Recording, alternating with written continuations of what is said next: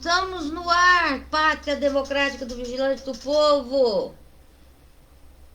Começamos a primavera com a chuva maravilhosa, calma, lenta, pacífica, mostrando como devem ser os próximos dias para todos nós. Pessoal, aqui a Lídia já chegou. Lídia, assisti seu vídeo e fiquei horrorizada. Te mandei aí, mas a gente tem que falar de outra coisa que me deixou mais horrorizada ainda que os seus vídeos. Urias está chegando aqui no nosso Facebook. Estamos no ar pelo Facebook e pelo Instagram. Hoje, 21 de setembro de 2020. Eu sou Geisa Ardila, sou jornalista responsável por esse Coruja com Café, Café com Coruja, conforme você quiser chamar, pela página do Facebook Vigilante do Povo e pelo portal vigilantedopovo.com.br. Ó, o Renan chegando atrasado, o Lidiane tá ganhando. Gente, a primavera chegou, caiu essa chuva. Essa chuvinha que antigamente era conhecida a chuva das flores, que ela vem para que as árvores tenham força e assim as flores recebam aquela primeira chuvarada e elas possam nascer, né? E assim frutificar depois, né? Porque depois da flor vem o fruto. Vocês lembram dessa historinha na escola? Eu não sei como é que é hoje, que conta para as crianças, como é que fazem com as crianças. O dia amanheceu meio friozinho, mas está bem suportável. Eu coloquei essa camisa antiga aqui, que foi feita pela minha mãe. Não foi feita pela minha mãe, não. É uma camisa muito antiga, de 2004, eu acho. E ela continua arreganhada, gente, ó. Gordo é foda. É, assim mesmo. Mas eu quero dar boas-vindas a todos vocês aqui. Vamos começar o dia bem? Com quem? Alguém sabe aí dizer como é que o dia começa bem? Como é que o dia começa bem?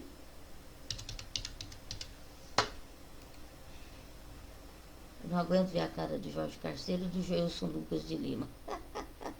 Minha amiga, desde eu tô tão ferrada contigo que eu acho que você vai me matar quando você me encontrar. Com café vem que tem, minha gente. Vem que tem, seu dia começa bem, aroma superior, mais sabor e qualidade. Café vem que tem, o legítimo do cerrado, sua fonte de energia, no campo ou na cidade. Café vem que tem, deixa a vida mais prazerosa. Café vem que tem, companheiro numa boa prosa. Café vem que tem, seu dia começa bem. Que o dia de vocês tenha começado ou comece agora maravilhosamente bem. Aqueles que ainda estão curtindo uma caminha que podem fazer isso, e quando acordarem, acordem, vendo essa maravilha da natureza, que aqui em Ituiutaba não choveu preto. As chuvas que batem lá nos Andes caem exatamente em cima de São Paulo. Olha só que coisa. Um milagre também de Deus, que afinal de contas a chuva é abençoada nesse sentido também para queimar um pouco das queimadas. Podia queimar o dedo de quem está fazendo queimada, porque eu não acredito que nenhuma queimada tenha autocombustão. Porque, por exemplo, em florestas úmidas, elas não têm autocombustão. É ciência. O homem tem que tascar fogo com gasolina, não tem jeito. Por isso que a Amazônia é uma devastação humana. É floresta úmida. Nas nossas florestas é muito simples, porque aqui é um grande cerradão. Jogou um piquinho de uma faísca e já torna uma desgraça.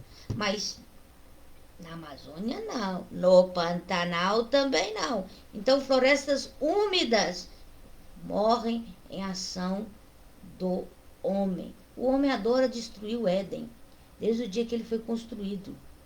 O Senhor construiu o Éden e o homem quer destruir o Éden. Por que será que o homem quer destruir o Éden, né? Bom dia, meu amigo Francesco Carotti. Café vem que tem. Gente, mas sempre para quem tem problemas respiratórios, como é que eu já estava sofrendo eu já tinha ligado até pro doutor Ricardo e falei assim, eu tô com Covid. Mas não estava com Covid, eu estava com uma baita de uma rinite daquelas. Tive que tomar corticoide por 5 dias para ver se eu dava uma melhorada. Hoje eu estou bem melhor, para falar com vocês. Ontem nós fizemos uma edição extraordinária, vamos assim dizer, não tem tempo nem hora para a gente vir aqui conversar com vocês, mas é por causa da nota hipócrita do Hospital São José. Parecendo que a gente não sabe que o dinheiro que ele recebe é o dinheiro do SUS, que ele tem que prestar contas para a prefeitura, porque ele não recebe dinheiro direto. Só que ele está esquecendo, é uma instituição filantrópica. Instituições filantrópicas não podem ter lucratividade. Se sobrou dinheiro no caixa, tem que investir em outra coisa. Não pode sobrar. Tem que zerar. Agora eles esquecem que a gente conhece a lei. A gente conhece como as coisas funcionam. A gente sabe que o dinheiro que ele está recebendo é do SUS. Dinheiro do povo brasileiro. Dinheiro do povo de Ituiutaba. Então, mais uma vez, só para começar aqui, diretoria do Hospital São José, respeitem o povo de Ituiutaba. Porque enquanto eu existir, ninguém ficará sem saber realmente como funcionam as coisas nessa cidade. Ok? O papo hoje, gente, são as aulas remotas do Estado. No começo, há uns 4 meses, quando foram fazer o leilão, fizeram um leilão aí, compraram uma fortuna do governo do Estado, das operadoras aqui, comprou da CTBC, uma fortuna em dados, para que os pais e os professores pudessem ter acesso à internet gratuitamente através de baixar um programa onde isso aconteceu. Todo esse dinheiro gasto foi subutilizado. Dados das operadoras que eu colhi ontem dizem que é o seguinte: a maioria das crianças e dos professores não usam o sistema do governo, porque é uma bosta, né? Uma bosta. Zema é a louca fascista que está comandando essa secretaria. Uma zona completa, como eu imaginava. Lívia Furtado, beijo grande, saudade demais de você. Da Deise também. Deise, eu vou ir hoje, Deise. Hoje eu vou ir. Você tá no núcleo de prática jurídica? Gente, a coisa é muito simples. For lá, leiloar, comprar, fizeram aquele arranjo e tal. E aí o aluno... Ô, Walter encanador, eu não sei quem é você, mas você encanou alguma coisa muito boa pro Renan, que ele tá mandando um beijo, abraço apertado. E, claro, que Santa Rita de Cássia, Sagrado Coração de Jesus, Santa Rita dos Pobres estejam com você, meu amigo. Apesar que eu sei que o Renan não é católico, tá? Mas vai... Saudade também, minha querida, tô morrendo de saudade. Vamos lá.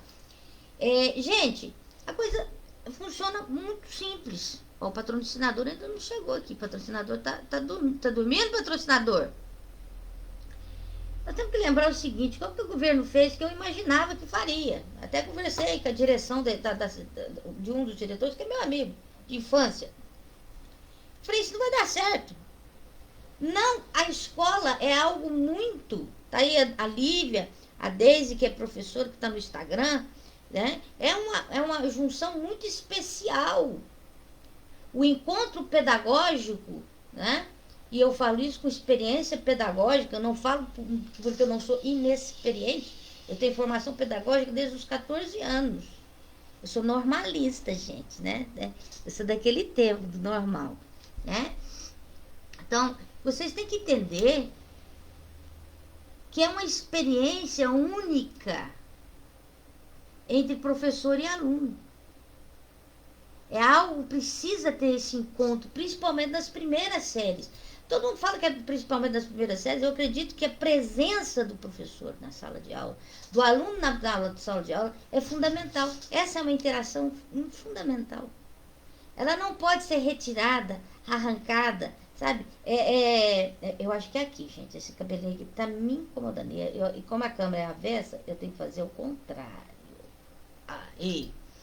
Então, essa é uma experiência que nós devemos Nós, professores e alunos, os professores principalmente, sabem que precisa ter esse contato humano para que ela seja completa, aperfeiçoada. Não dá para você fazer pedagogia, trabalhar a interação escolar, o processo de ensino-aprendizagem, sem esse contato. É fundamental. Nas primeiras séries é impossível a não presencial, o ato não presencial. É impossível. A criança, pensa assim, quando eu tive um professor, eu tive uma professora, aliás, no magistério, que me dizia o seguinte: pensa que as suas mãos nunca se dobraram para fazer esse movimento, né? Ó, lápis, caneta. Nunca fizeram isso. De repente, colocam isso na mão de uma criança que não faz isso aos 6 anos. 6 anos da vida dela, ela começa. Então, naquela época, nós aprendíamos uma coisa chamada que era coordenação motora. Era quem aplicava, era o professor da sala de aula, né? Você aprendia a dar aulas aos seus alunos de coordenação motora grossa e fina. O que significava isso? Eu já não sei os nomes que dão, nem sei como é que é o ensino de aprendizagem. Eu já não tenho nem magistério. Eles conseguiram fazer isso, acabar com o magistério como curso intermediário, né? Então, a coordenação motora de uma criança é fundamental. Por quê? Seu corpo, quando vai para a academia e os seus músculos nunca foram usados, você volta para casa morto e no outro dia não consegue andar.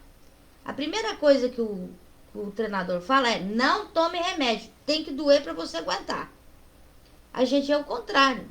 A gente chega para a criança e ensina ela a não ter essa dor. Então, o que ela faz? Na coordenação motora grossa, ela vai aprender lateralidade, ela vai aprender direita e esquerda, frente e trás. Então, ela vai aprender a andar com equilíbrio, em cima de linha. Você vai fazer ela fazer curva, vai fazer ela fazer voltas, para que o cérebro dela se acostume com essa questão dos círculos, das curvas, das retas, dos quadrados. Aí a criança vai se adaptando o corpo a esse processo de coordenação, coordenar o próprio corpo dela. Por quê? Ao contrário dos árabes, nós escrevemos da esquerda para a direita e os árabes escrevem da esquerda para a direita. Então, um livro árabe, você começa, para nós, seria começar no fim. Então, ele escreve de lá para cá. Então, sempre seria para um árabe seria assim. Vou explicar para vocês. Um livro, que é uma agenda, tá vendo? Então, ele nunca começa assim. O livro do árabe começa aqui, porque ele escreve daqui para lá. Nós escrevemos de cá para lá, da esquerda para a direita. Então, vejam bem, até isso, nós temos que estar atentos para as coisas que nós estamos fazendo. Nós não podemos... isso é sério. Isso é muito sério. Depois nós passamos por uma coordenação fina. O que seria a coordenação motora fina? Desenvolver a mão da criança para o exercício do escrever. Amassar a bolinha de papel, fazer exercício com a mão, dobrar para cá, fazer assim. E como você faz isso com uma criança que nunca fez isso? Você faz de forma lúdica. Aí vai perguntar o que é lúdico. Eu vou responder o que é lúdico também, peraí. O que é lúdico? Lúdico é aquela forma que você faz porque a criança nem percebe que ela está trabalhando. Ela está apenas se exercitando. Aí você vai, ensina tudo bonitinho para ela. Você tem essa prática de ensinar para essas crianças. O que acontece? Eu não sei como é feito hoje. Então, não frequento escola para dizer nada. Aí, nós temos uma pandemia. Como é que você vai desenvolver isso sem a ajuda dos pais? Não tem jeito. Sem contar que as escolas públicas de Minas Gerais, eu vou me concentrar em Minas Gerais, não vou falar no Brasil, que é catástrofe. O Brasil é catastrófico, no Rio de Janeiro é catastrófico, em São Paulo é catastrófico.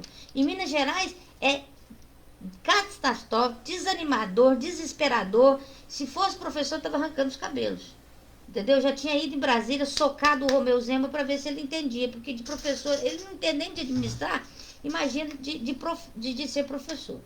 Então, o que é que acontece? Vamos lá, não pode parar, não pode parar. Ou seja, não podemos pagar esses miseráveis que ganham essa miséria, 1.000 e poucos reais por mês, e esse cara é à toa. Então, eles têm que ter alguma coisa. Foi lá, comprou, não está sendo utilizado. Eu vejo todos os dias, as cópias sendo tiradas dos planos tutorados daquela idiota que é a secretária, tal de Juliana, sei lá o nome dela. E tem professor que paga, os alunos pagam para tirar e deveria ser gratuito. Deveria não, é gratuito. Não tem ninguém fiscalizando essa merda. Ninguém. Aí tem professor muito humilde que tá com medo, que é designado, não é efetivo. Tem medo de perder o cargo. O que ele faz? Ele não conta nada, ele conta a moedinha e vai lá na Xerox e tira esse plano tutorado. Tudo bem, mas vamos voltar para dentro da sala de aula quando existiam aulas presenciais. Aulas presenciais, o professor ali.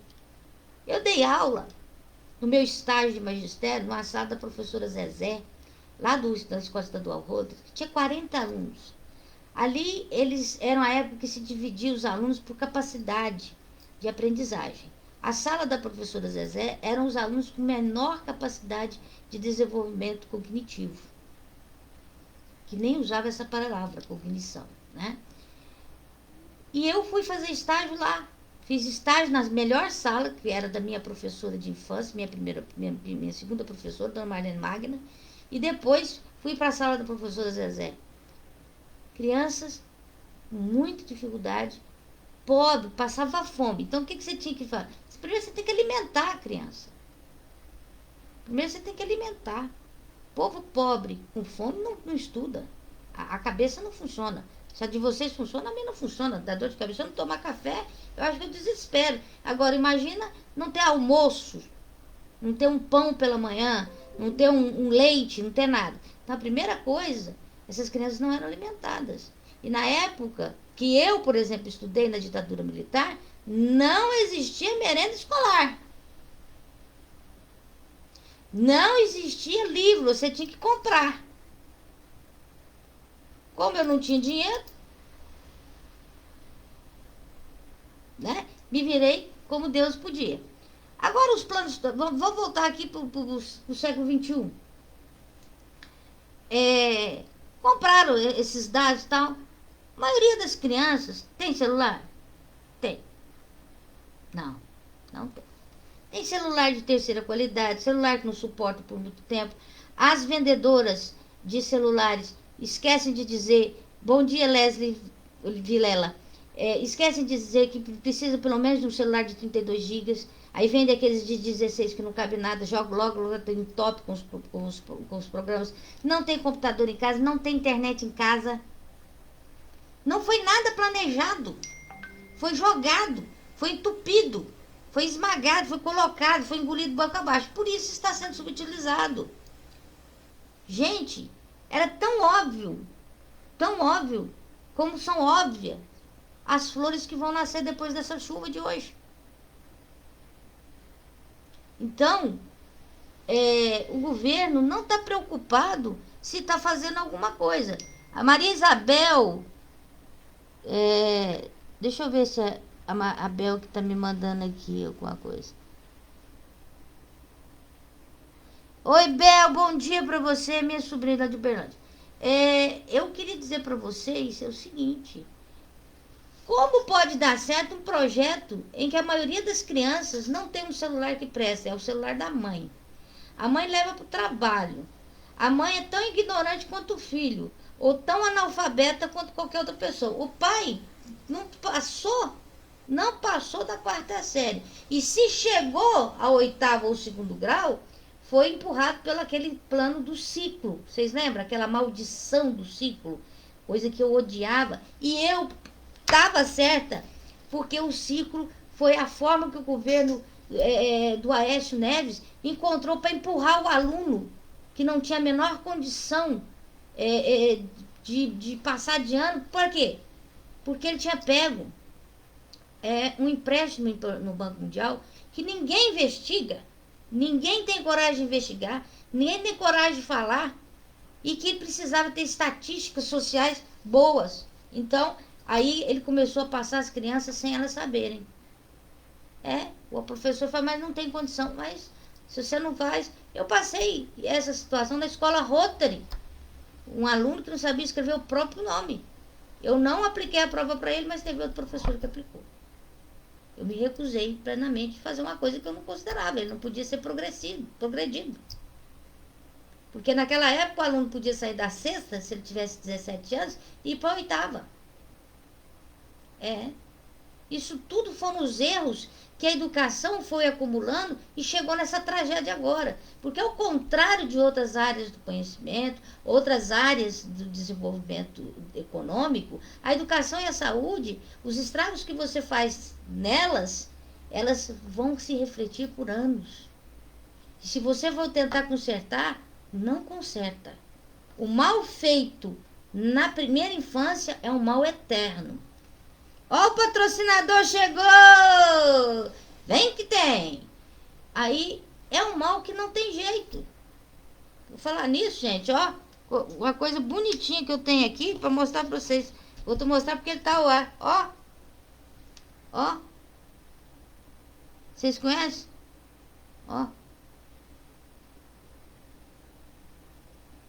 O boletim do patrocinador. Olha o que eu achei. Olha como é que era o boletim. Isso, o patrocinador. Ano letivo de 96. Olha como é que era o boletim. Escola Professor Álvaro Brandão de Andrade. Professor de português, severo. Terrivelmente severo. Eu também era professor de português terrivelmente severo. Tá aqui, ó. Tô preparando aqui. Vamos ver as notas. Ó. Do pré-candidato, gente. Não tem nota vermelha, não. Tem que ir para mostrar. Mas nós vamos falar disso aqui depois. Só mostrei para ele ficar felizinho hoje. Gente, então, o mal que é feito na primeira infância, tanto emocional, quanto educacional, quanto psicopedagógico, ele não tem cura. Não tem cura. É um trabalho depois que vai gastar uma fortuna com uma equipe interdisciplinar para que essa pessoa volte a ter todo aquele processo que ela foi jogada lá no mato, entendeu? Como estou fazendo agora, e para compreender. Hoje, a compra dos dados das teles não serve para nada. É dinheiro jogado no mato. Não há aprendizagem, mas há um esforço por parte dos professores de tentarem ajudar seus alunos. Primeiro, começou a perceber que os alunos não estavam entrando. O que acontecia quando os alunos não estavam entrando? O aluno vai para a escola, gente, basicamente para tomar café da manhã e almoçar. Essa é a verdade. E depois fazer coisas que a gente tenta dar, mas a família que deveria dar. A família que deveria dar educação e higiene, sobre higiene, educação propriamente dita social, de se tratar uns com os outros. A família que deveria ensinar essas pessoas terem comportamento educado quando chegassem em locais públicos. A família, essas funções, ao longo do tempo, porque todo mundo precisava trabalhar, todo mundo precisava cuidar de alguma coisa, o que fizeram? Jogaram para a escola. Escola é lugar de conhecimento. Escola não é lugar de educação. Educação escolar é educação de conhecimento. Eu sou professora de língua portuguesa, tenho a minha obrigação de ensinar você a saber a diferença de obrigado de obrigada. Saber quando você usa o porquê e o porquê. É chato? É chato, mas você aprende. A professora de matemática, ela ensina aritmética nos primeiros anos, que é a base, e depois a matemática, que é a matemática desenvolvida, científica, com equações mais elaboradas. Então, é isso que o professor tem que ensinar, é nisso que o professor tem que se concentrar. Agora não, toda hora chega um sabe tudo que quer mudar a educação. E transferir cada vez mais responsabilidade para o professor, que ganha R$1.000 por mês, para que ele possa dar tudo para a criança, inclusive apoio emocional. Né? Crianças são estupradas. Nós temos centenas delas aqui em Tutaba, que chegam estupradas, que são abusadas, que apanham em casa, que não tem o pai e mãe em casa, são criadas por avós, são criadas por casais, novas formações familiares como homossexuais. Não que isso seja defeito, tá certo? A questão da sexualidade. Mas é uma coisa nova. Você chega na escola pública, como é que você vai olhar? Seu pai é um homem, seu pai é outro homem, sua mãe é um homem também? Então, as crianças vêm de um costume. E aí você traz um outro hábito. Aí é o professor que tem que dar educação homoafetivo. Quando chegavam para mim, nós temos que dar aqui para as crianças o planejamento, quando eu era professora efetiva, concursada do Estado de Minas Gerais, eu tinha que dar aula sobre sexualidade para os meus alunos. Peraí. Por mais progressista que eu seja, certas coisas que se ensina em casa. Mas infelizmente, nem os pais dessas crianças tinham o quê? 17, 18, 20? Ou aquelas mães que já passaram da idade, resolvem ter um filho, o marido sumiu, 40 e tantos anos. Você não podia falar nada para a criança. E a criança vem para a escola nua e crua de qualquer conhecimento social, de vida social, de estado social. Porque tem uma vida social e uma vida educativa, uma vida pedagógica.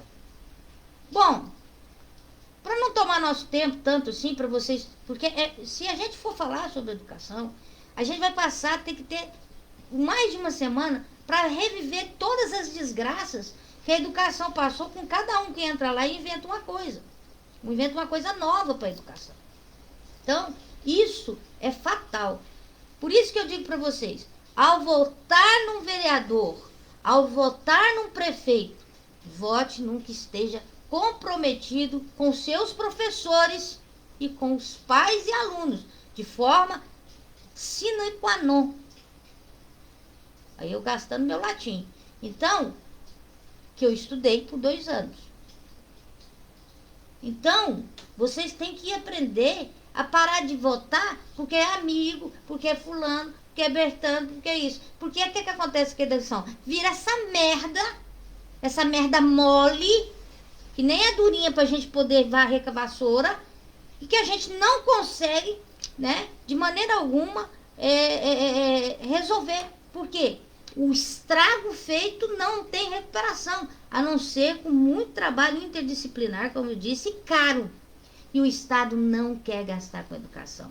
O Estado não quer gastar com saúde. O Estado quer destruir o SUS, quer destruir a educação. Sabe por quê? Porque gente que não aprendeu, gente que não lê livros, gente que não lê notícia, gente que só procura porcaria na internet, são pessoas fáceis de serem comandadas. Porque acredita tudo que vem pela internet no WhatsApp.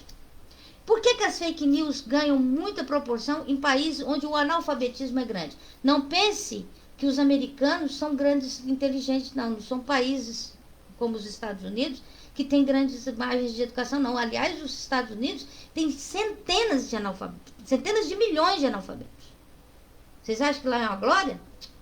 Principalmente negros, negros, mexicanos, os afrodescendentes, esse povo todo, o acesso à escola deles não existe.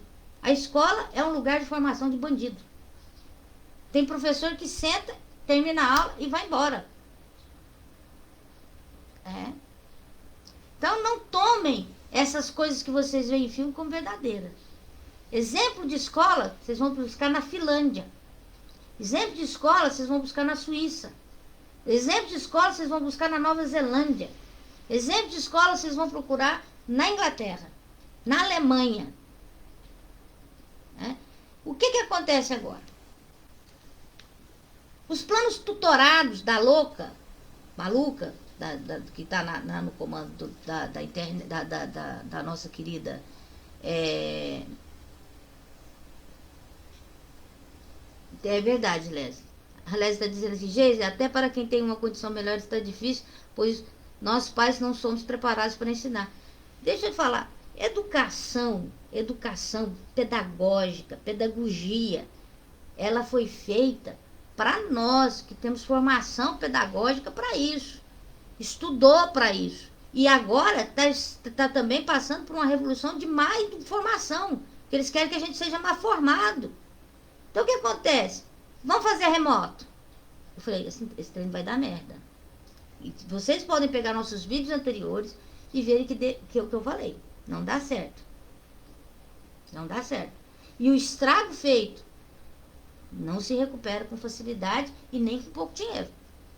Um país que é grande é um país que, como a Coreia do Sul, quando terminou a guerra entre as duas Coreias, ele fez o seguinte: 90% do nosso orçamento é investir em educação. Hoje é uma potência.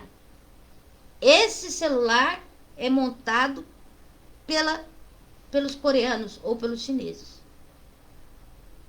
A sua televisão, o Samsung que você está usando, é coreano. A maioria das TVs que vocês estão usando são coreanos. Então, a gente precisa ter uma mentalidade que sem educação e boa saúde não tem nada. Não há crescimento. Mas isso tem que ser feito com planejamento e ações reais, factíveis. E nós temos que salvar uma geração inteira por causa dessa pandemia. Ontem eu estava conversando e ouvi um áudio que eu vou colocar para vocês ouvirem, de uma mãe que coloca o professor como se o professor fosse um grande bandido. Como se o professor fosse aquele cara que fosse obrigado a pegar o filho dela lá na casa dela, colocasse no colo, desse de mamar, fizesse o carinho que ela deveria fazer, daria atenção, perguntaria para ele como foi o dia dele, e aí começaria a dar aula para ele. O professor não é para isso, não. O professor é profissão. Ele não é pai nem mãe. Ele é aquela pessoa que vai te marcar por ter te ensinado coisas maravilhosas sobre, por exemplo, a chuva que hoje cai. Tá certo? Nossa educação seria muitas vezes melhor. Nas nossas escolas, elas deveriam ser realmente polivalentes. Tem que ter educação musical para ajudar na matemática, porque música é pura matemática. Tinha que ter oficinas para as pessoas, para as crianças aprenderem, além de tudo, a distraírem a cabeça dos problemas que elas têm lá fora. Com acompanhamento técnico, retirado tudo isso das escolas, para que você não se formasse adequadamente. E hoje temos 3 a 4 gerações de pessoas mal formadas porque acabaram com a escola. E continuam acabando. Se não fosse hoje, temos o SUS, nós íamos ver o quanto nós íamos sofrendo, como os americanos sofrem, porque não pagam o exame de reincidência de Covid e está aumentando os casos por lá. E não pensem, depois nós vamos falar disso, que a Covid foi embora, a Covid veio para ficar. Então, temos problemas, nós temos que encontrar solução. Não é ficar aqui tentando achar a culpa de quem. A culpa a gente sabe de quem que é. É do governo e a nossa. A do governo porque ele impôs e a nossa porque engoliu achando que era maravilhoso.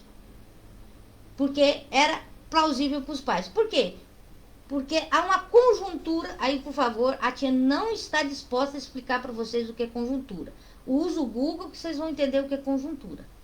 A conjuntura toda é feita para destruir e deixar a população totalmente encarcerada na burrice.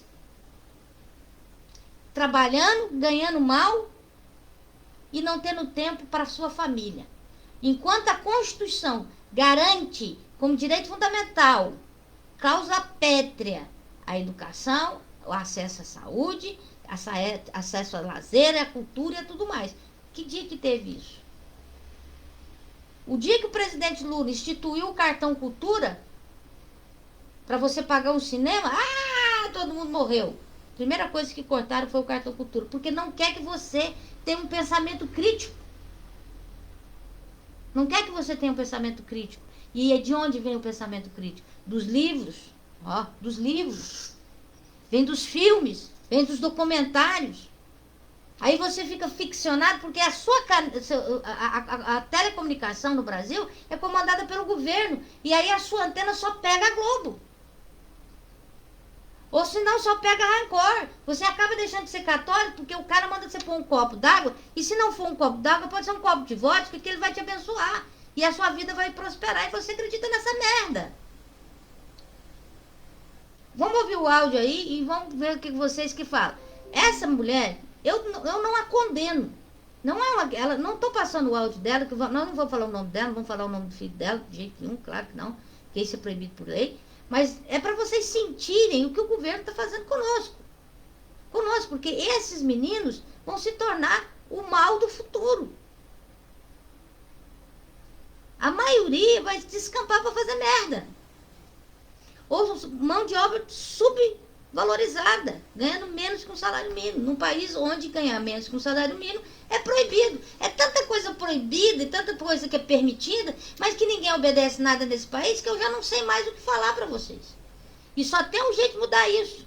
Com eleições, elegendo pessoas que sejam capazes. Mas na Casa da Educação tem que ser repetidas vezes um projeto de mais de 20 anos para a gente poder começar a fazer alguma coisa que vale a pena. Vamos lá ouvir o áudio que eu recebi aqui da mãe de um aluno, o que ela queria que o aluno, que a mãe, né, que os professores, que ela mandou num grupo de professores, a mãe queria que o professor fizesse. Isso não é responsabilidade do professor, não, minha senhora.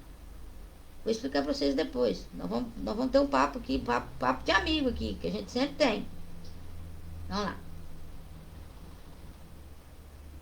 Eu não vou buscar atividade na escola, não, porque eu não tenho tempo de ensinar menina a fazer atividade, não. Vocês estão ouvindo? Os professores estão ganhando salário todo mês. Então quem tem... Ah, peraí. Professor, não é pai nem mãe, não. Quem está sendo pago para dar aula para aluno é os professores que tem que dar aula. Se o prefeito inventou essa aula online, pois ele tem que aumentar os professores para sair dando aula nas casas dos pais. Porque os pais têm que trabalhar para dar comida para os seus filhos. Aí é bonito, os pais passam o dia dando aula para os filhos e os professores ganham um salário todo mês para sustentar a família deles. Aí quer dizer que os filhos dos pais morrem de fome. Porque os professores, os pais estão trabalhando pelos professores, eu mesmo não vou não. Quem quiser ir em direção, em Ministério Público, se quiser ir, pode ir, que eu não vou não, porque eu trabalho todo dia. Eu tenho que escolher, ou eu fico em casa dando aula para meus filhos, ou eu vou trabalhar. Ou eles comem ou eles estudam. E os professores, vocês todo mês ganham o salário de vocês. Professor aí, todo mês ganha um salário. Então, se vocês ganham o salário de vocês, vocês têm que trabalhar. Porque eu não tô vendo vantagem nessas aulas online. Os pais têm que se empaiar dando aula para os filhos, sendo que os professores estão aí para isso. Aí todo mês um saláriozinho estão cedo na fila do banco para receber o dinheiro. E os pais é quem está trabalhando. Pois eu não vou buscar não. Se abrir a escola para os alunos ir para a escola, os meus filhos vão todo dia para a escola. Agora eu ir em escola buscar prova, fazer trabalho de professor, eu não vou não. Vejam bem, essa mulher é uma nordestina. Ela veio do Pirituba por causa da usina. Então, vamos contextualizar. Nada sem contextualização, já ensina a língua portuguesa e a história, né? Tem um pensamento correto. O que você tem que pensar nessa pessoa? Ela trabalha o dia inteiro, o marido trabalha o dia inteiro. Ela não tem tempo de ir buscar o plano tutorado. Ela não tem tempo. Ela não vai na escola pegar o plano tutorado, que é impresso lá. O meio que o governo achou de fazer isso. Certo?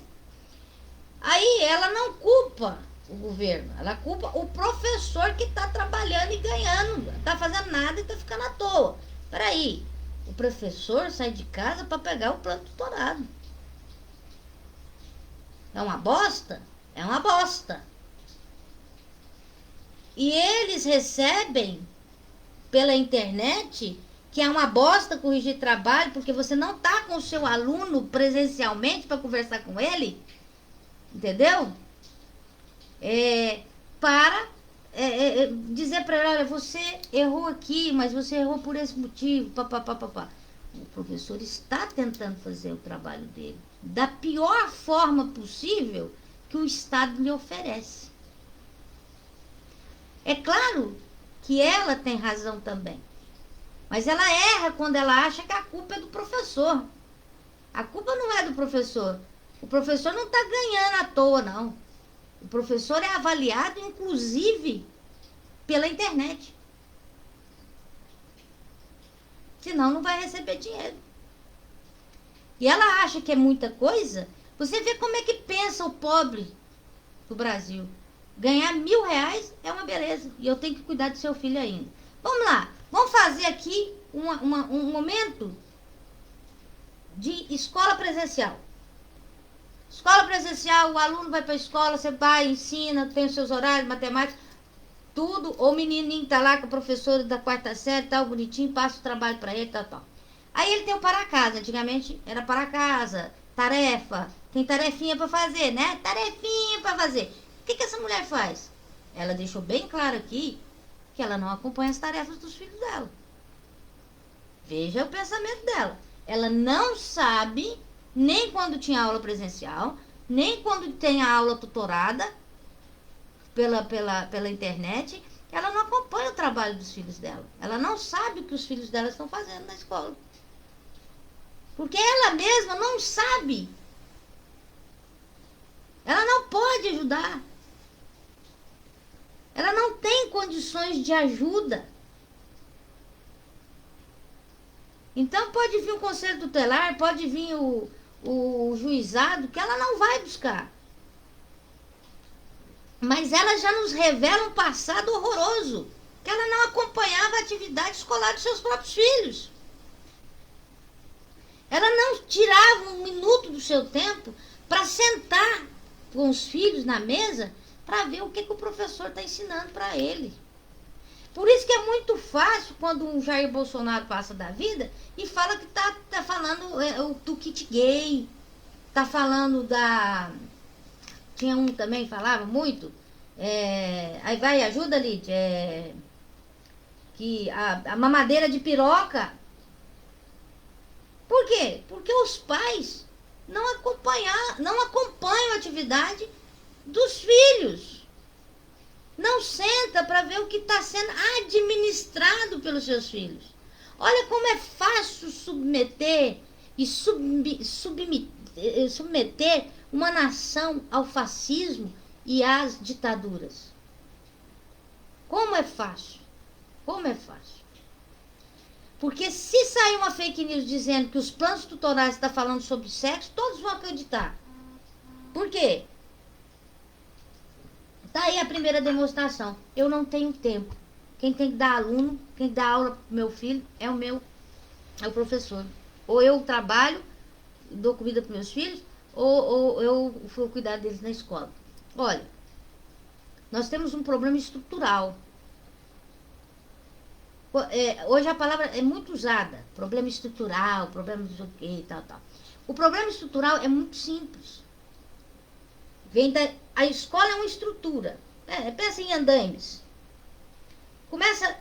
Não começa aqui, começa aqui, na parte de baixo. No ensino, no parquinho, entendeu?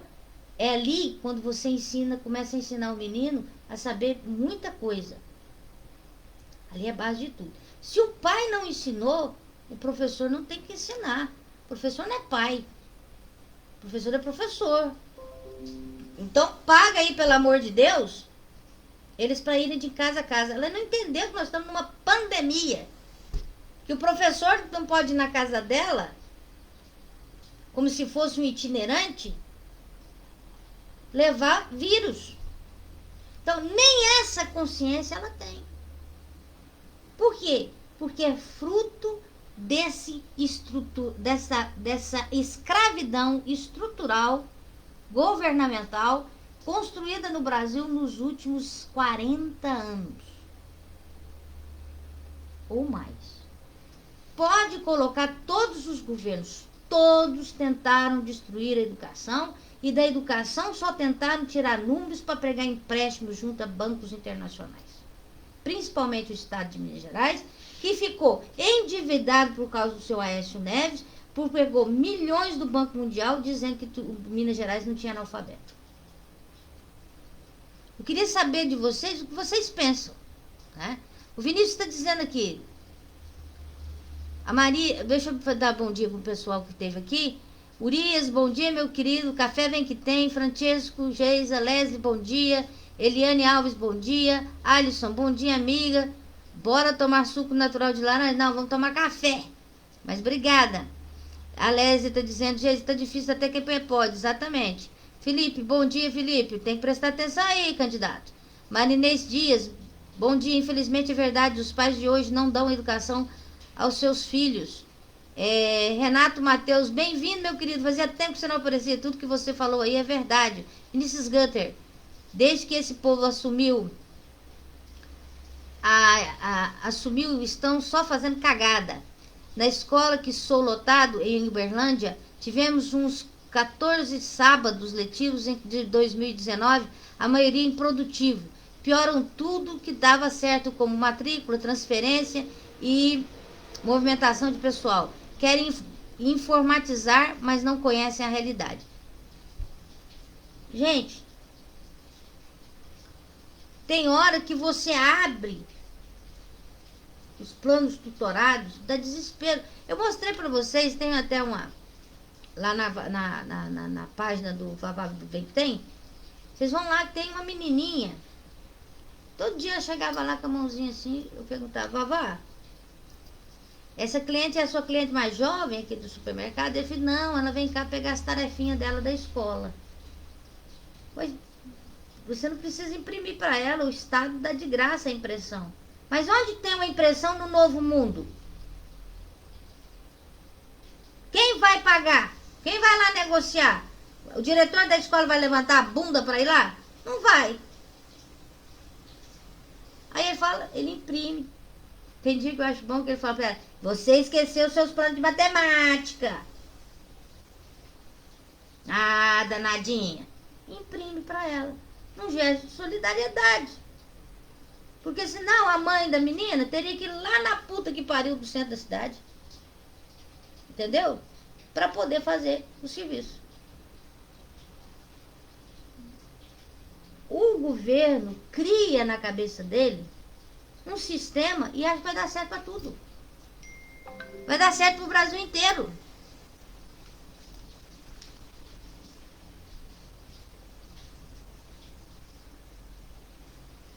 Entendeu? E o que acontece? Nós temos que colocar uma coisa na cabeça. Como disse o Vinícius. Isso é vergonhoso. Isso é terrível. E além de tudo, jogou o dinheiro fora do povo de mineiro, né? E de todos os outros estados que implantaram, para não ter que pagar mal os professores dessa forma. Não colocaram uma equipe que entende de educação, que não é político, que é técnico, para poder fazer a coisa certa durante a pandemia. Já estava fazendo toda uma merda antes da pandemia, mas depois da pandemia nós perdemos uma geração. Várias gerações. E isso não se corrige. Em educação não há como corrigir. Eu falo de experiência que eu sou professora. Eu não estou falando de algo que eu não conheça. Eu estou falando de algo que eu conheço muito bem. Aí, mexe comigo. Aí eu sento com qualquer um para debater qualquer coisa. Então, jogou o dinheiro com a compra de dados, subutilizado. As crianças, nem todas têm celulares. Não tem internet para todo mundo. O que está acontecendo nesse país? A destruição propositada, aproveitando a pandemia para acabar de vez com a educação no Brasil. De vez. Olha o pensamento dessa mãe. Eu não vou lá de jeito nenhum. Eu não. Tá doida? Eu trabalho o dia inteiro, não tenho tempo de ficar olhando menino na escola, não. Olha o pensamento da mãe. Eu peço para vocês pensarem no pensamento materno. Se a mãe pensa assim, o pai nem pensa. Eu não sei se ela é casada, mas geralmente o professor tem que sair da aula de casa em casa. O professor não é mascate. Eu estudei dos 14 aos 22 anos, com pós-graduação, para ganhar R$1.000? Língua portuguesa? Que classe mais desvalorizada é a do professor, que deveria ser a melhor valorizada? E ela é tão desvalorizada que na cabeça da população, professor é uma merda. Professor não é uma merda. Professor é essencial para a mudança social. O que está acontecendo? Um processo de emburrecimento populacional. Porque é muito mais fácil criar o gado cangado do que o gado que para pensar. Quando a sua cabeça abre, eu dizia, professor Francisco Martinelli, Eurípides Francisco Martinelli, Francisco Eurípides Martinelli, dizia para mim, quando era meu professor na sexta série, quando você lê, um horizonte se abre. Quando você lê outro livro, outro horizonte se abre. E quando você vai aprendendo, os horizontes vão se abrindo, e vão se chocando, e você vai começando a argumentar, a pensar, eu não mereço uma vida como essa. E aí, quando não se merece uma vida como essa, é quando acontecem as grandes revoluções. É aqui. Começa aqui. Silenciosamente. Depois ela ganha as ruas e vai embora. Mas o processo de emburrecimento está aqui. Começa pelo pai. Eu não tenho tempo de pegar os tutorados. Mas ela também não tem. Eu não vou ficar dando aula pro meu filho. Não é para ela dar aula pro filho dela, não. Toda mãe, todo pai. Eu não pedi para nascer. Eu não pedi para você, que nem a música, sabe, né? Você teve um filho. Você tem que acompanhar a vida educacional, social do seu filho. Não sou eu. Eu cuido dos meus cachorros, porque eu não tive filho, eu cuido dos meus cachorros. Eu não vou lá dar educação pro seu filho, não. Eu dou conhecimento. Eu repasso o que eu aprendi. Professor não é mascate. Se ela não quer acompanhar a criança, sentar ali, porque tá cansada, porque trabalhou todo dia, porque é difícil chegar em casa, mora lá na puta que pariu. Entendeu? Meu amigo William Leleu, pré-candidato a vereador, meu afilhado querido aqui, tá aqui, pessoal de Guniatão, ó, tem nome. William Leleu, tá aí. Beijo, você sabe que eu te amo, meu querido. Então, o que acontece? Você tem que estar preparado. Viu, William? Vamos ouvindo aí. William que conhece Brasília como ninguém. William, pré-candidato a vereador em Guriatã, foi assessor de vários deputados, conhece Brasília de cabeça para baixo, sabe como funciona toda aquela merda lá. Ele sabe muito bem como é. É um processo de emburrecimento. Se a mãe está cansada, tá cheia de coisa, ela não dá conta mais, gente. Ela não quer sentar com o menino. Vem cá, meu filho. 2 mais 2. Não, vai um. O tal do vai um, né? Que ainda tem esse negócio do vai um, que eu aprendi no vai um. Tira um, tira outro. Isso não é. É muito complexo. Porque é abstrato demais para uma criança que pensa concreto. A criança vê a caneca, ele não vê além da caneca. Aí não dá para ensinar Foucault para 6 anos de idade. Quem não sabe quem é Foucault, quando ele fala de um belo artigo dele, Isso Não É um Cachimbo, sobre a representação das coisas, eu aconselho, é um texto muito interessante, não é um texto muito fácil, mas deveria ser lido. Essa mãe também não sabe o que é isso. A importância de sentar ao lado do seu filho e acompanhar o que ele está aprendendo. Até por motivo de segurança. Saber o que ele traz na mochila. Ela não tem tempo. Ela quer que eu, professora, vou de casa em casa com meu Covid, com minhas doenças, com tudo, e ensine para ele. Volte às aulas presenciais. Ela nem se importa com a vida do próprio filho. Sabe por quê, gente? Porque a vida dessas pessoas é uma vida dolorosa. É uma vida que eles não têm mais esperança. Acabou, foi arrancado. Foi arrancado num processo que levou muito tempo. Muito tempo. Foi ali, ó, para e passo, para e passo. Porque o emburrecimento nasce em Jair Bolsonaro. O emburrecimento nasce Kim Kataguiri, nasce Joyce Haussmann, nasce Pazuellos da vida,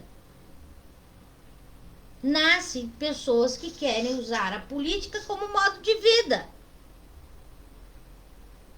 Político não é profissão, política é vontade de ajudar o povo. Desde que a concepção de política, criada na época dos socráticos, que é cuidar da polis, das pessoas que estão na polis, ou seja, na cidade, nós temos que lembrar que política não é meio de vida. Como muitos dos candidatos e daqueles eleitos e já postos e daqueles que estão se pondo aqui para ser candidatos, fazem e querem fazer no futuro. Fazer da política meio de vida. Política não é meio de vida, não. Você tem que ter emprego. Me falaram isso. Sabe por que eu estou falando isso? O Milton Cândido, eu falei aqui para vocês, perguntou que a Gabriela Sesquim, ele não votava nela. Eu nem perguntei se ele votava nela. Ele mandou assim, não, ela tem vantagem sobre os outros porque ela trabalhava na televisão. Para isso, você queria que ela fosse uma toa? Uma vagabunda? Uma mulher que não trabalhasse, sustentasse a família dela, tem 2 filhos para criar. A Cristina Garville não tem um peixinho. Acho que nem de peixe ela gosta, daqueles que tem que viver sozinho. Ela é o peixinho que vive sozinho. Entendeu? Mas nada contra ela. Porque a irmã dela, Flávia, é uma pessoa adorável. O Juninho da JR não tem filho. Como é que um homem que não tem filho vai entender como é que funciona a educação? Ele mal sabe falar direito. Então, o Jorge Carteiro tem problema cognitivo. Eu já disse aqui, desafio qualquer um a fazer um teste com ele.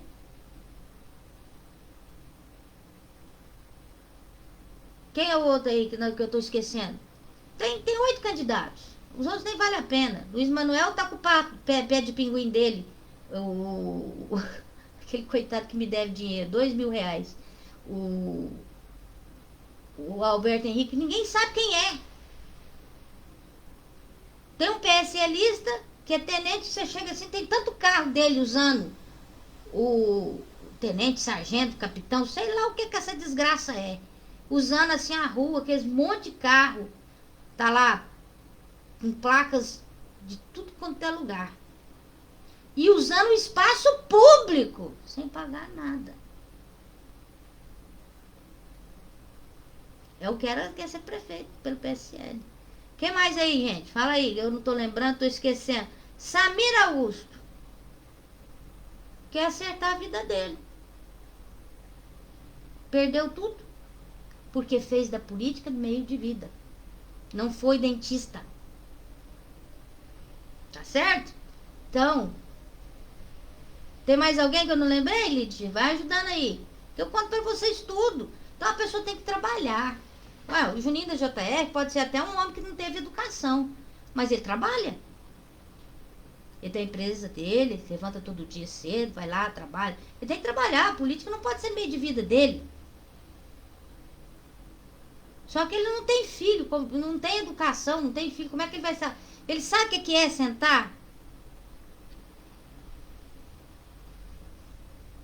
Nosso vídeo pelo Instagram foi cortado aqui. Mas esse é um assunto que nós temos que falar. Felizmente ou infelizmente, nós temos que conversar sobre isso. Vamos continuar aqui pelo Facebook. Gente, é lamentável o que faz com a educação. E tem sido feito com ela essa coisa. Aí vem militarização, vem ordem, vem disciplina. Tem que ter disciplina? Tem que ter disciplina. E as crianças que chegam nas nossas escolas não são disciplinadas. Então, nesse áudio, a gente vê tudo, um panorama completo da situação da educação no Brasil. Não precisa de nenhuma outra pessoa abrir a boca para falar. O que é educação no Brasil? Essa merda que vocês ouviram aí. Uma mãe desesperada porque ela trabalha e não tem como pegar. Ninguém pode pegar os planos tutorados. Essa secretária de educação que achou o meio mais eficiente de fazer isso. Não fez. Educação, nós vamos ficar aqui horas conversando sobre isso. E nós não vamos chegar numa solução. Porque a educação deve ser discutida por quem entende de educação, por técnicos de educação. E precisamos de técnicos que entendem de educação e entendem de política. Não são os alienados, blá, blá, blá, blá. Não é sonho. É programático. Não é avaliando o professor que você vai achar que a educação está boa. Está aqui o exemplo da mãe que não senta com seus filhos para ver as tarefas que ele leva para casa. Se ela não quer ver o plano tutorado, que é uma tarefa que ele leva para casa, ela não olhava as tarefas que ele olhava para casa quando era aula presencial. Simples assim. Lamentável, desgostoso, triste. Nós deveríamos estar em lágrimas e não em festa. Antes de terminar, vamos ler aqui. O Alisson está dizendo: e será que depois que tudo passar será investigado o dinheiro? Nada, Gato. Não vai investigar nada. Pode ter certeza que existem muitos pais assim, infelizmente. Gente, eles estão vindo de uma geração que não teve sequer a oportunidade de ter esse tipo de... A família deles é igual a eles. Ou pior. Então, o que nós temos que aprender é que o momento que tudo isso muda é quando a gente muda o Estado. O Estado, quando eu digo, o arcabouço que governa o Brasil. Começando pelos municípios, passando pelo Estado e depois pela União. Todos esses querem destruir a educação. E lembrar para vocês que político não é meio de vida e professor não é mascate. Ganha mal, sofre com a internet ruim, usando seu próprio celular, é uma vagabundagem atrás da outra. Eu não vou admitir isso e não aceito isso. E o que eu gostaria de dizer? Que você que é pré-candidato, que aparece aqui na minha lista, que está me ouvindo agora, que está comigo agora, eu quero dizer para vocês, vamos derrubar essa programação de destruição da educação. Como? É lento, leva mais de 20 anos para se começar a ter resultados positivos, porque nós precisamos de 2 gerações, e também tem que educar o pai. Nós temos que voltar a educar o pai. A população precisa ser reeducada. Tá certo? Eu agradeço a presença de todos vocês. Espero que o pessoal, o Instagram, só curte esses pequenos pedaços aí de 1 hora. Nós falamos mais de 1 hora. Quero dizer para vocês que eu agradeço muito a presença de todos vocês que estavam no Instagram, que estavam aqui conosco. E repensem, ao votar, votem em alguém comprometido. Voto com alguém que tenha, na sua essência, a capacidade de entender que nós estamos vivendo um tempo de pandemia, um tempo de dificuldades, um tempo onde a internet ainda não é bem usada no Brasil, é subutilizada e que não se faz investimento nessa área. Por quê? Porque também há um lobby gigantesco das teles sobre os governos. Desculpe os meus amigos que trabalham lá. Então é um problema estrutural e a gente só derruba a estrutura por baixo. Começando elegendo um vereador, um prefeito que vai estar do seu lado. É estrutura. É estrutural. Quando fala estrutural, é isso. Essa estrutura precisa ser desmontada e outra precisa começar a ser montada para que as próximas gerações não terminem achando que o professor é mascate, que o que ele ganha é uma fortuna. Ninguém ganha bem pelo trabalho que faz com o coração e com amor. Mas todo mundo ganha mal. Somente 1% da população brasileira é milionária e não mora no Brasil. É nisso que você quer? É isso que você quer? É isso que você vê quando grita mito, mito? Pelo amor de Deus. E quando esse Zema passar por aqui, chutem ele. Eu vou tomar café porque, afinal de contas, isso é bem brasileiro e isso eles ainda não tiraram de nós.